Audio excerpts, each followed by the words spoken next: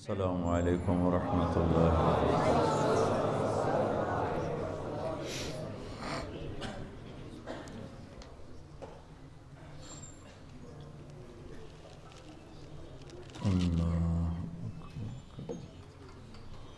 بسم اللہ الرحمن الرحیم، الصلاۃ والسلام علی رسولہ الکریم وعلی آلہ وصحبہ اجمعین۔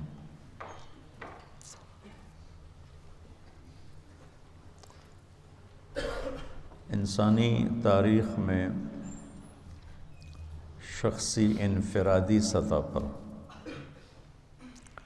4 حکمران بہت بڑے گزرے ہیں، فاتحین، جنہیں فاتح کہا جاتا ہے۔ ایک سکندر عیسیٰ علیہ السلام سے پہلے، اور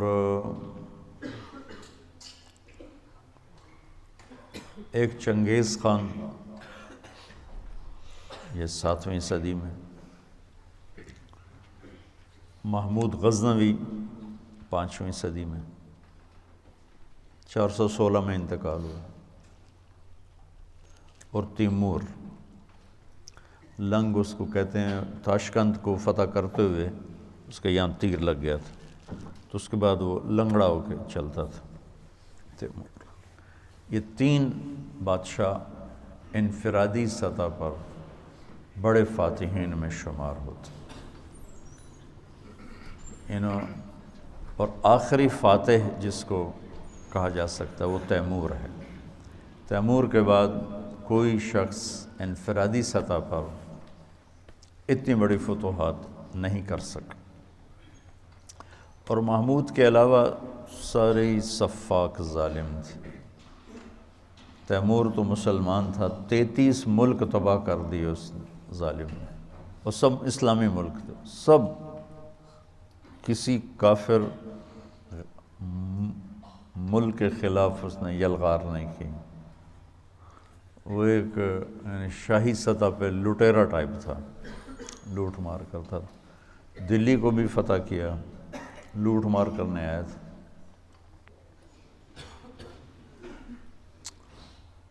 ویسے فتوحات کے لحاظ سے حکومتی سطح پر جو برطانیہ نے فتوحات دنیا انسانیت میں اور انسانی تاریخ میں کی ہیں، اس کی مثال نہ پہلے ہے نہ بعد میں ہے، نہ اسلام میں ہے نہ کفر میں ہے۔ چھوٹا سا ملک ہے، انگلینڈ، اسکاٹ لینڈ ملتا ہے، ویلز ملتا ہے، آئرلینڈ ملتا ہے، تو تھوڑا سا اس کا بھرم بن جاتا ہے، نہ خود تو چھوٹا سا ملک ہے، 4 گھنٹے میں اس کے بارڈر ختم ہو جاتا ہے۔ لنڈن سے چلو تو 4 گھنٹے کے بعد اسکاٹ لینڈ کا بارڈر آ جاتا ہے۔ تو اس قوم میں کیا وہ صفات تھیں، وہ تو ایک لمبی کہانی، کہ نہ اسباب، نہ وسائل، نہ موسم سازگار، نہ عددی طاقت، اور اتنی بڑی سلطنت کے مالک بنے ہیں کہ ہر بر اعظم پہ حکومت کی یہ صرف انہی کو ملا۔ آسٹریلیا پہ حکومت، امریکہ پہ حکومت، جنوبی امریکہ پہ حکومت، یورپ پہ حکومت، ایشیا پہ حکومت، یہ صرف اس ملک کو اعزاز حاصل ہے۔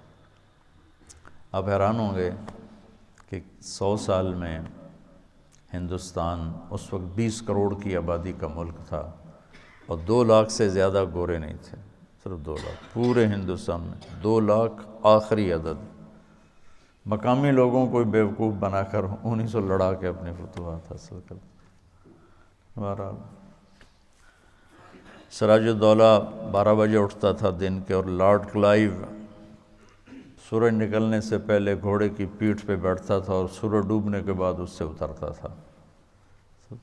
محنت کا جہان ہے، نتیجہ انہی کے حق میں جاتا ہے جو جہد کرتے ہیں، جو محنت کرتے ہیں۔ تو میرے بہت سفر ہو چکے ہیں، میں جب بھی باہر جاتا ہوں آپ کو تھوڑی بہت کارگزاری سناتا ہوں، اس ذہن سے کہ کہ اللہ کرے آپ کے دلوں میں تبلیغ کی عظمت پیدا ہو۔ اللہ نے مجھے تاریخ پڑھنے کا موقع دیا کافی سارا۔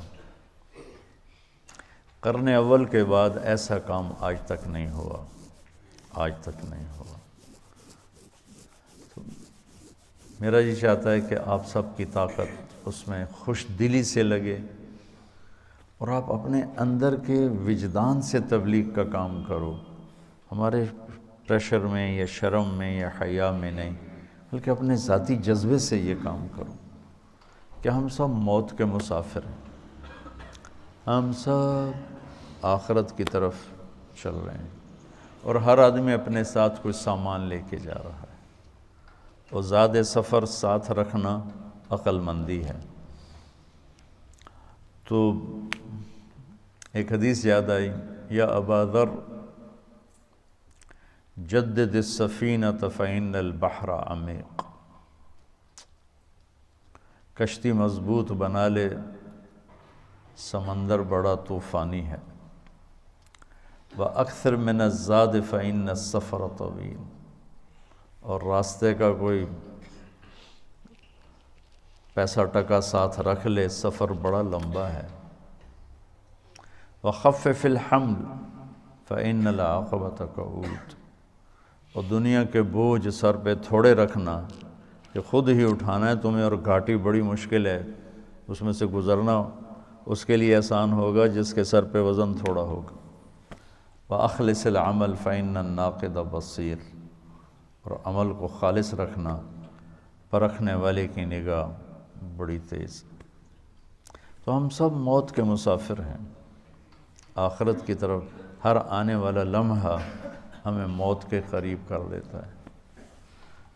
تو اس جہان اور اس جہان کا بہترین زاد راہ وہ دعوت اللہ ہے۔ تو میرا جی چاہتا ہے کہ آپ شوق سے جاؤ، چھٹیاں ہوتی ہیں تو یقیناً گھر جانے کو جی چاہتا ہے، اس میں کوئی شک نہیں۔ اس جی چاہے کو توڑنا، وَنَهَى النَّفْسَ عَنِ الْهَوَىٰ فَإِنَّ الْجَنَّةَ هِيَ الْمَأْوَىٰ وَأَمَّا مَنْ خَافَ مَقَامَ رَبِّهِ وَنَهَى النَّفْسَ عَنِ الْهَوَىٰ فَإِنَّ الْجَنَّةَ هِيَ الْمَأْوَىٰ۔ اس میں گھر جانا ایک طبعی شوق ہے۔ ہم رائمنڈ میں پڑھے، رائمنڈ سے عالی فضا تو تبلیغ کی دنیا میں کہیں نہیں تھی، لیکن جب چھٹی قریب آتی تھی جی چاہتا تھا گھر چلے جائیں، لیکن اللہ نے لگوائے رکھا، چلا لگوائے رکھا۔ اتنی عمر گزر گئی، بیماری کی وجہ سے چند ایک میرے چلے ناغہ ہوئے، ورنہ 2014 تک چلا میرا کسی نہ کسی حال میں ضرور کیونکہ میری ذاتی ضرورت، میں اپنی ضرورت سمجھ کے نکلتا، میں کوئی لوگوں کے لیے نہیں نکلتا ہوں، اپنی ذات کے لیے نکلتا ہوں۔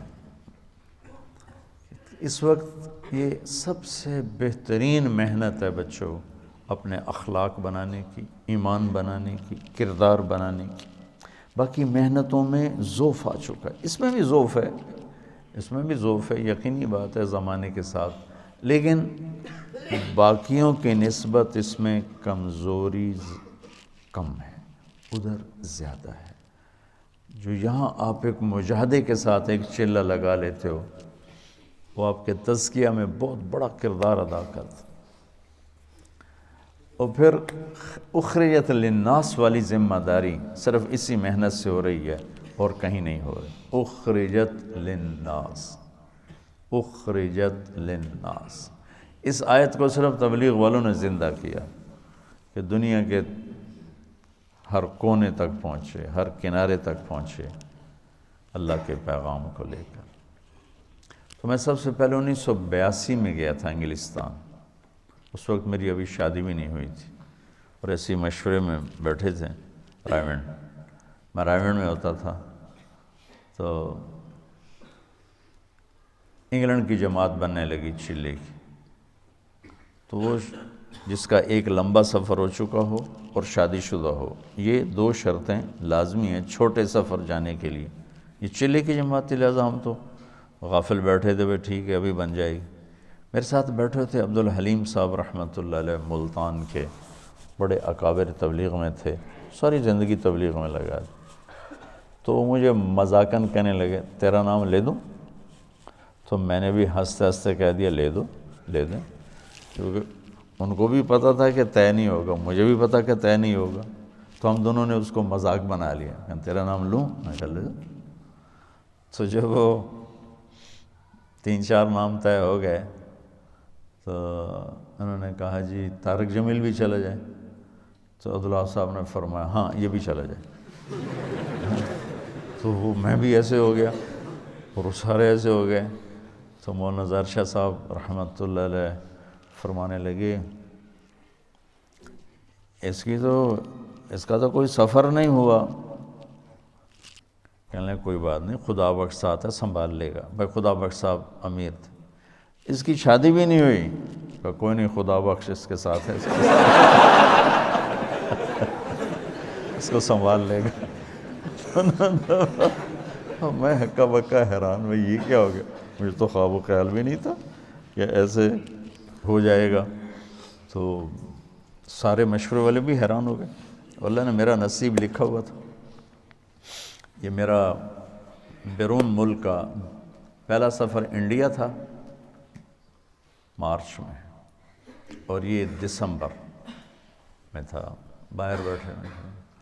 تو عبدالحلیم صاحب فرمانے لگے جلدی جا، پاسپورٹ بھی لے کے آ، پیسے بھی لے کے آ۔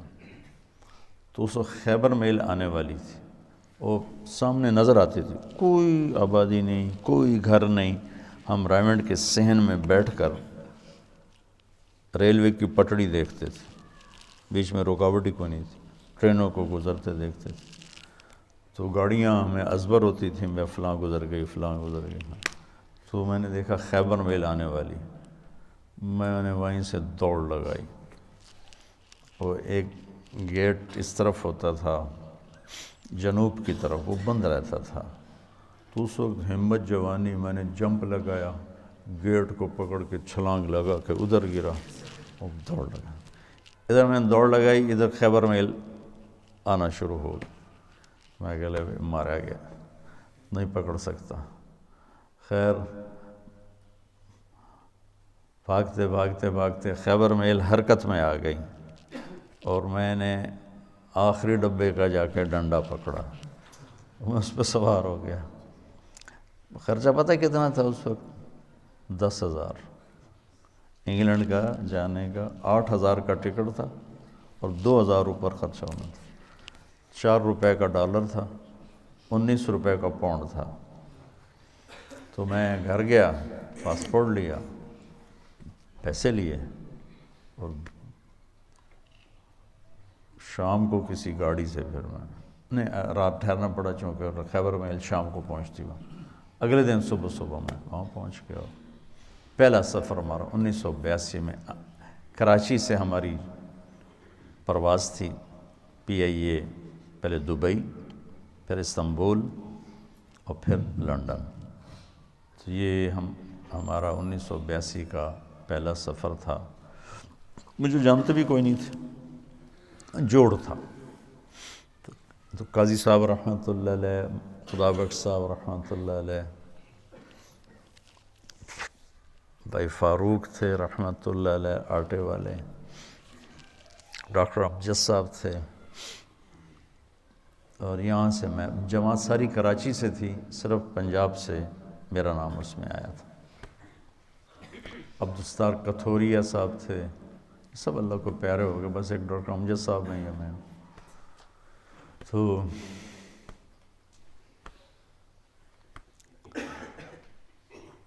پہلی دفعہ ٹھنڈ میں گئے، نہ اتنی ٹھنڈ کبھی دیکھی تھی۔ جو ہی باہر نکلے تو لگا سارا خون ہی جم گیا ہے۔ لندن مرکز چھوٹا سا، پرانا سا، بدبو آئے اس میں، وہاں ہماری جماعت ٹھہری۔ 2 دن کے بعد ہم ڈیوزبری گئے تو جوڑ تھا، یہ جتنے آپ بیٹھے ہو نا، بس اتنا مجمع تھا، پورے ڈیوز انگلینڈ کے اجتماع کا اتنا مجمع جتنا آپ بیٹھے بس، اور اس میں بھی کوئی چل پڑا ہے، کوئی آ رہا ہے، کوئی جا رہا ہے۔ تو میرا تو تعارف نہیں تھا، تو اس لیے مجھے تو خیال نہیں تھا کہ میرا کوئی بیان ہوگا۔ ہاں عربی میری بہت اعلیٰ تھی اس وقت، ترجمانوں نے مجھے جاتی لگا دیا بیان کا ترجمہ، تو میں بھی اپنا لگ گیا ترجمے میں۔ قاضی صاحب رحمۃ اللہ علیہ بہت شفقت فرمایا کرتے تھے، انہوں نے اگلے دن کہا کہ اس کا بھی تو کوئی بیان کرو، تو پھر وہ انہوں نے طے کر دیا میرا ایک مختصر سا بیان، غالباً مغرب کے بعد تھا، مغرب سے عشاء تھوڑا سا ٹائم ہوتا ہے۔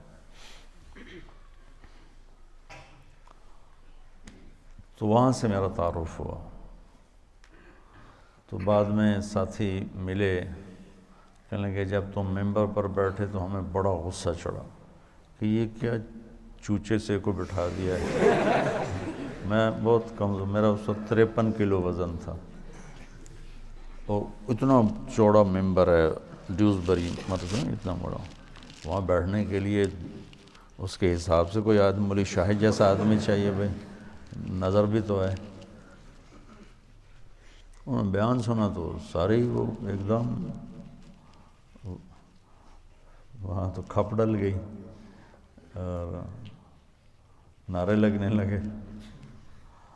میں اترا تو انہوں نے بنگالی چمٹ گئے مجھ سے، تو ہم نے وہاں 40 دن گزارے۔ اس وقت کچھ اور نیا پڑھا ہوا تھا، میرا ہر بیان دوسرے سے مختلف ہوتا تھا، ہر بیان ایک دوسرے سے نہیں ملتا تھا۔ علمی ذوق تھا، دعوتی مزاج غالب نہیں تھا، علمی مزاج غالب تھا۔ تو میں نے کوئی 80 بیان کیے، سب ایک مختلف کوئی ایک دوسرے سے نہیں ملتا تھا، اتنا مجھے یاد ہے، کیا کیے وہ یاد نہیں۔ وہ میرا بہت بڑا تعارف ہو گیا وہاں۔ تو 1982 سے اب یہ کیا ہے 2017 ہے، مسلسل میرا جانا ہو رہا ہے، اللہ لے جاتا ہے اپنے فضل و کرم سے۔ تو گلاسگو میں پہلا بیان تھا میرا 1982، تو 50 آدمی ٹوٹل بیٹھے تھے، ٹوٹل 50 آدمی، اور میں نے بیان کتنا کیا؟ 3 گھنٹے 3 گھنٹے بیان کیا، 50 آدمی تھے۔ ابھی گلاسگو میں گیا ہوں تو ان کی جامع مسجد میں کوئی 7-8 ہزار کی گنجائش ہے، بیسمنٹ، ہال، پھر اوپر گیلری، پھر دائیں بائیں کمرے، تو کسی جگہ کھڑے ہونے کی جگہ نہیں تھی، کسی ایسے بھرے ہوئے، اوپر عورتیں بھری ہوئی، مرد، اور سب تمہاری طرح نوجوان، سب نوجوان۔ لندن مرکز میں بیان ہوا تو بہت بڑا مجمع کھڑے ہو کے سن رہا تھا، بیٹھنے کی جگہ کوئی۔ بلیک برن مرکز میں بیان ہوا، بہت بڑا مجمع کھڑے ہو کے سن رہا تھا، اور بلیک برن میں نے کوئی 2.5 گھنٹے بیان کیا، کھڑے رہے لوگ، ایک بھی نہیں بیٹھا، سب کھڑے۔ وہاں گلاسگو میں بھی ایسے ہی دیکھا کہ جن کو نیچے بیسمنٹ میں جگہ مل رہی وہ نیچے نہیں جاتے، وہ دروازے میں کھڑے ہو کے بس دیکھنا چاہتے ہیں، دیکھ کے سننا چاہتے ہیں۔ تو تبلیغ کے کام کے اثرات کس طرح معاشرے پر پڑے، یہ آپ یہاں بیٹھ کے نہیں سمجھ سکتے۔ وہ تھوڑا تھوڑا آپ کا مطالعہ ہے، اور شیطان آپ کو صاحب رائے بنا دیتا ہے، اور پھر آپ خود اپنی رائے قائم کرنا شروع کر دیتے ہیں، اس سے آپ مار کھا جاتے ہیں اور گھاٹے کے سودے کر بیٹھتے ہیں۔ اللہ نے میری حفاظت فرمائی، میں نے اپنے فیصلے خود کبھی نہیں کیے تھے، حالانکہ جتنا میں پڑھتا تھا نا تم اس کا 100واں بھی نہیں پڑھ سکتے اس وقت کی بات۔ اب تو مجھے مدت ہوئی ہے یار کو مہما کیے ہو، ماں ہرچہ خواندائیں فراموش کردائیں، بھول بھلائیں ہو، لیکن میں 1 منٹ میرا خالی نہیں ہوتا تھا۔ کھانا سونا، نماز، وضو، یہ 3-4 کام ایسے ہیں جس میں اور کوئی کام ہو نہیں سکتا۔ اس کے علاوہ میرا 1 منٹ بھی کتاب سے خالی نہیں ہوتا تھا، 1 منٹ اس طرح پڑھا۔ لیکن تمہاری طرح مجتہد نہیں بنا میں، جو مجھے کہہ دیا میرے استادوں نے میں نے سر جھکا دیا، ٹھیک، اور آج تک میرا یہی حال ہے، ٹھیک جو آپ فرمائیں، ٹھیک۔ اس سے بہت بڑی حفاظت کا نظام چلتا ہے۔ وَلُزُومَ جَمَاعَةِ الْمُسْلِمِينَ فَإِنَّ دَعْوَتَهُمْ تُحِيطُ مِنْ وَرَائِهِمْ 3 لا يغل عليه قلب المؤمن: اخلاص العمل للہ، والمناصحة لولاة الأمور، ولزوم جماعة المسلمین فإن دعوتهم تحیط من ورائهم۔ اجتماعی نظام کے ساتھ کٹھے چلنے سے ان کی دعائیں تمہیں اپنے گھیرے میں لے لیتی ہیں، اور تم غلط فیصلوں سے بچ جاتے ہو، غلط چلنے سے بچ جاتے ہو۔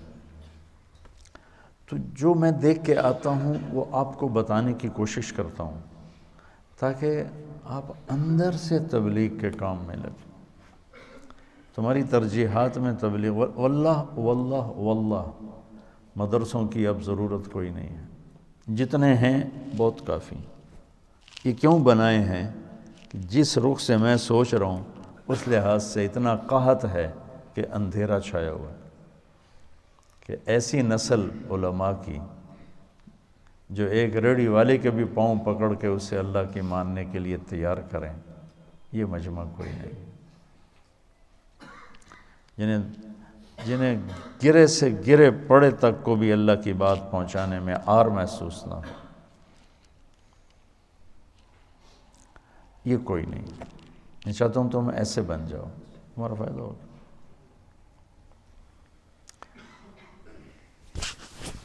شاہ اسماعیل شہید نے بازار حسن میں گشت کیا تھا، موتی طوائف کے پاس گئے تھے، اللہ مجھے بڑے بول سے بچائے، اللہ مجھے بڑے بول سے بچائے، اللہ مجھے بڑے بول سے بچائے۔ 1831 میں ان کی شہادت ہوئی ہے، 1831۔ تو 1831 سے پہلے کا زمانہ، یعنی 1810-20 کا زمانہ لگا لو، جب وہ دلی میں ہوتے تھے۔ اس کے بعد بازار حسن میں اللہ نے مجھے توفیق دی جانے کی، اور میں ان طوائفوں کے گھروں میں گیا، ان سے ملا، ان کے پاس بیٹھا، ان کی ہمدردی، دلداری کی اللہ نے مجھے توفیق دی، ان پر خرچ کرنے کی توفیق دی، انہیں گناہ سے بچانے کے لیے۔ تو اب 8-9 سال ہونے کو ہیں، تو لمبے کے بازار حسن میں ہر ہفتے تعلیم ہوتی ہے، اور اس میں طوائفیں آ کے تعلیم میں بیٹھ، کسی کو کلمہ نہیں آتا تھا، ان کے کلمے یاد کروائے، وضو نہیں پتہ تھا وضو کروائے، نماز کا نہیں پتہ تھا نماز سکھائی، اور کتنی لڑکیوں کی شادیاں ہو گئیں، کتنیوں نے کہا ہمارا خرچہ لگا دو تو ہم یہ پیشہ چھوڑ دیں گے، میں نے ان کا خرچہ لگا دیا، وہ گھر بیٹھ کے کھا رہی ہیں اور برائی نہیں کر رہی ہیں۔ تو مجھے اس میں کوئی آر نہیں محسوس ہوئی کہ میں اسے بھی اپنی آخرت کا سامان سمجھتا ہوں، اور میں نے ان کی نائکوں سے کہا ہوا ہے کہ جو اپنی بیٹی کی شادی کرے گی میں سارا خرچہ دوں گا، اور جتنا مظلوم یہ طبقہ میں نے جا کے دیکھا ہے، بہت مظلوم طبقہ ہے، بہت مظلوم طبقہ۔ مرد کی ہوس پوری ہوتی ہے اور لڑکی کے ماتھے پہ طوائف کا داغ لگ جاتا، اور وہ اسی طرح سیٹھ صاحب بھی ہوتا ہے، چودھری صاحب بھی ہوتا ہے، میاں صاحب بھی ہوتا ہے، سردار صاحب بھی ہوتا ہے، مہر صاحب بھی ہوتا ہے، وہ اسی طرح ہوتا ہے، اس کا کالر سفید رہتا ہے، لڑکی کے ماتھے پہ طوائف کا داغ لگ جاتا، پھر 7 سمندر کا پانی بھی اسے دھو نہیں سکتا۔ اور یہ داغ لگانے والے سارے عیاش لوگ جن کی عیاشی پر تو پردہ پڑ گیا اور اس کے ماتھے پہ کالا داغ لگ گیا۔ ایک ماں بڑی طوائف ہے، اس کی بیٹیاں جوان ہیں، تو میں نے کہا تو ان کا کوئی رشتہ تلاش کر، میں سارا خرچہ تمہیں دوں گا شادی کرائیں۔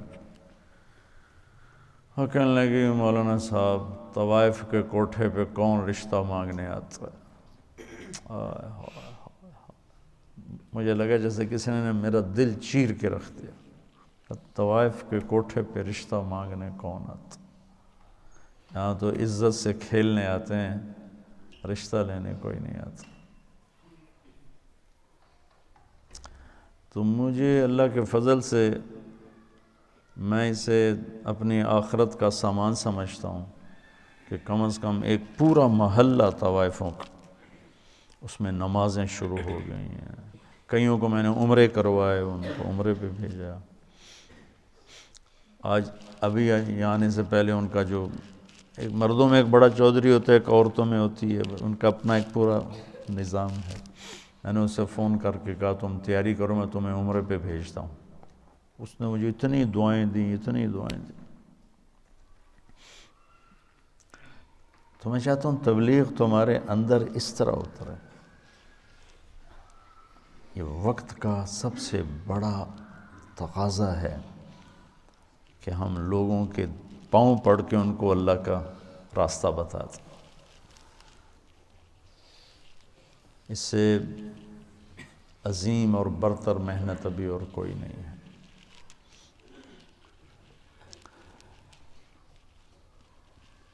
لاہور میں ایک لڑکی، بدنام زمانہ ہے، وہ میں نے ایسے اسے سلام دعا کر ماشاءاللہ 5 وقت نمازی بن گئی۔ تو وہ ایک جگہ شوٹنگ ہو رہی تھی، تو میں نے اسے فون کیا، میں نے کہا میں لاہور میں ہوں، مل سکتی ہو آ کے؟ اس نے کہا میں تو شوٹنگ کر رہی ہوں، 10 بجے فارغ ہوں گی۔ میں نے کہا اچھا بیٹی، جب فارغ ہو جاؤ نا پھر آ جانا، میں تیرا انتظار کروں، چاہے لیٹ بھی ہو تو آ جانا۔ یہ ہے کوئی 8 بجے کے بعد۔ 9 بجے پوری شوٹنگ ٹیم، باقی اداکار، ڈائریکٹر، کیمرہ مین سارے وہاں پہنچ گئے۔ میں بڑا حیران ہوں، میں نے کہا ہے تم تو کہہ رہی تھی میں 10 بجے فارغ ہو گئی۔ وہ کہنے لگی میں نے اپنے ڈائریکٹر سے کہا کہ مولانا طارق جمیل صاحب نے مجھے فون پہ کہا ہے کہ جب فارغ ہو تو آ کے مجھے مل جانا۔ وہ ڈائریکٹر بھی سامنے بیٹھا تھا، تو یہ کہنے لگے کہ مولانا طارق جمیل صاحب تیرے جیسی لڑکی کو فون کریں گے، یہ کیسے ہے؟ انہوں نے کہا آپ یہ کہتے ہو تو مجھے بیٹی کہتے ہیں۔ تو اس نے کہا شوٹنگ آف کرو، اور پورا سارا شوٹنگ کا جتنا بھی عملہ ہے، چلو چل کے مولانا کی ملاقات کرو، میں اس آدمی کو دیکھنا چاہتا ہوں جو ایک طوائف کو بیٹی کہتا ہے۔ وہ سارے مجھے ملنے آ گئے، سارے۔ صرف ممبر پہ بیٹھ کے تقریر کرنے کا تمہیں شوق ہوتا ہے کہ ہم بھی علامہ کہلائیں، ہمارے بھی کوئی جوتے اٹھائے، کوئی بیگ اٹھائے، کوئی آگے چلے، کوئی پیچھے چلے، کوئی چائے پیش کرے، کوئی روٹی پیش کرے۔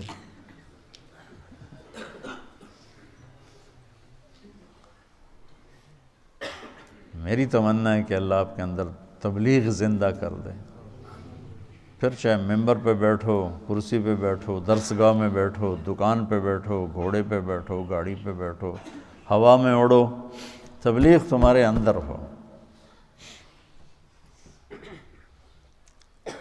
اللہ کا نبی تشریف فرماتے کہ طوائف کا گزر ہوا، یعنی میں پیچھے سے دلیل دے رہا ہوں، تو مدینے، وہ کہنے لگے یہ کیسا نبی ہے جو اکیلے ہی روٹی کھاتا ہے، کسی کو بلاتا ہی نہیں؟ وہ تو آپ کو تکلیف دینا چاہتی تھی۔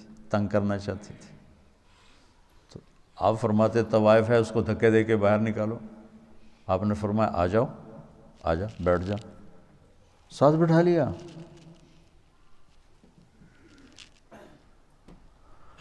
کہ کھاؤ. اس کا مقصد کھانا نہیں تھا، اس کا مقصد آپ کو غصہ دلانا تھا، آپ کو تنگ کرنا تھا کہ یہ کچھ کہیں گے پھر میں کہوں گی ویکھ لیا تھوڑا نبی اے گلاں کردا ہے. کہنے لگی یہ نہیں کھاؤں گی، جو تیرے منہ میں لقمہ ہے چبا رہے وہ نکال کے مجھے کھلاؤ. تو آپ نے منہ سے اس کو اسی وقت نکال لیا.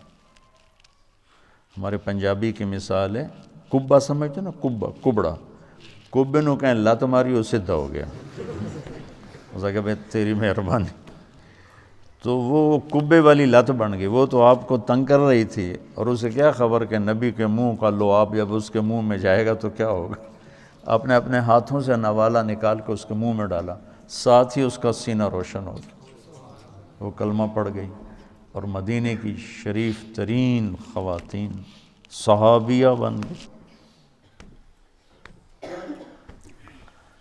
تو اب میں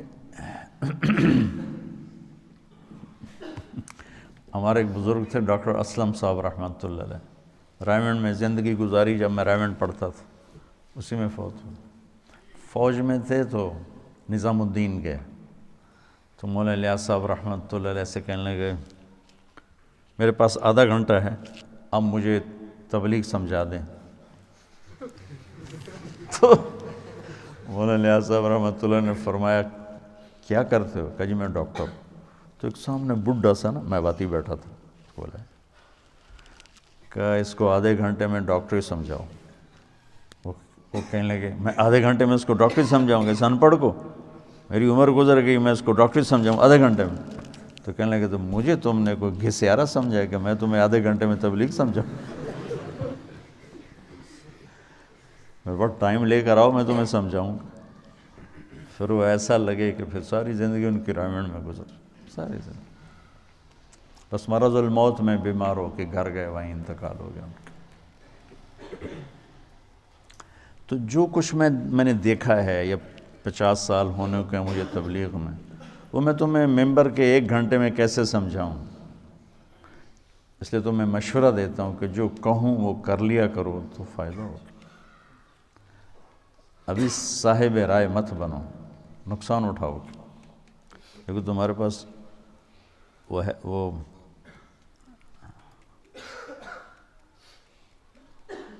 ابو بکر شبلی، یہ نہاوند کے گورنر تھے، نہاوند عباسی دور. تو یہ تشریف لائے جنید بغدادی کے پاس. کہنے لگے جو تیرے پاس ہے یا مفت دے دے یا مول دے دے. عجب واقعہ.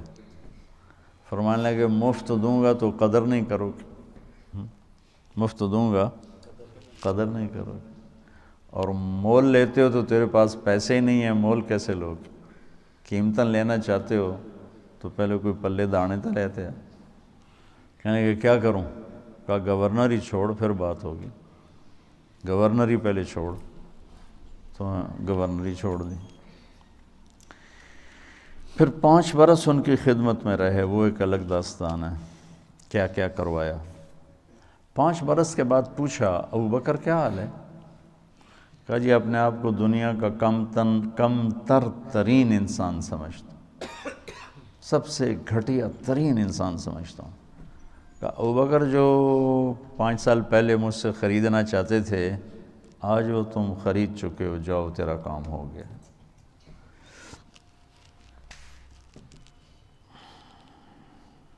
وہ بڑے صاحب کرامات بنے ابو بکر شبلی.